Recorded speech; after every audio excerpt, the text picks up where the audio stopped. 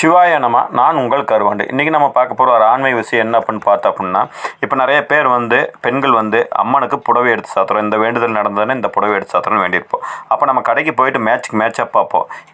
நம்ம எப்படி உடுத்துறோமோ அதே மாதிரி தான் அம்மனுக்கு கொடுக்கணும் அப்படின்னு. அப்படி இல்லைங்க, சில அம்மனுக்கு சில கலரில் நீங்கள் எடுத்து கொடுத்தீங்கன்னா அதுக்கு என்ன பலன் அப்படிங்கிறதான் பார்க்க போகிறோம். இப்போ துர்க்கை அம்மனுக்கு சிகப்பு கலரில் எடுத்துருங்க. ராகு தோஷம் நீங்குங்க, எதிரி பயம் நீங்கி தைரியம் பிறக்கும்.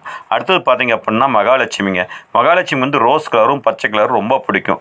பணவரவு பெருக்கி கொடுக்கும். வீட்டில் ஐஸ்வர்யம், கடன் தொல்லை இதெல்லாமே நீக்கி கொடுக்குங்க. ஐஸ்வர்யம் அதிகமாகுங்க.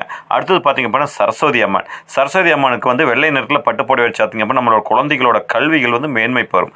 ஞாபக சக்தி அதிகமாக கூடுங்க. அதாவது பல கலைகளில் தேர்ச்சி பெறுவாங்க.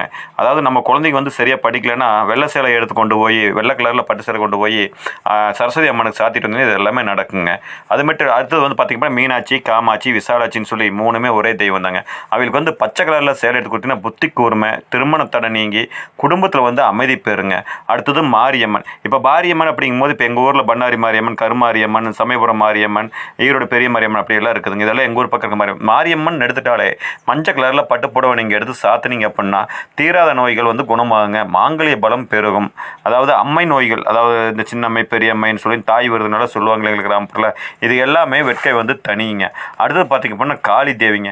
காளி தேவிக்கு அடர் சிகப்பு, அதாவது ரத்த சிகப்பு அப்படின்னு சொல்லுவீங்களா, அந்த கலரும் கருநீலம், இந்த ரெண்டு கலரில் புடவை எடுத்து சாத்துனீங்க அப்படின்னா கண் திருஷ்டி, பில்லி சூனியம் போன்றவற்றை விலகி தீய சக்தியில் நம்மளை விட்டு விலகி போயிருங்க.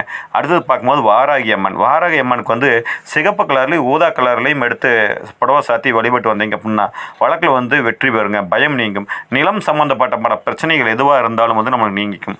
அடுத்தது லலிதா திரிபுர சுந்தரி அப்படின்னு சொல்லுவாங்க. இதுவரை நான் அந்த மாதிரி சாமி நான் பார்த்தது இல்லைங்க.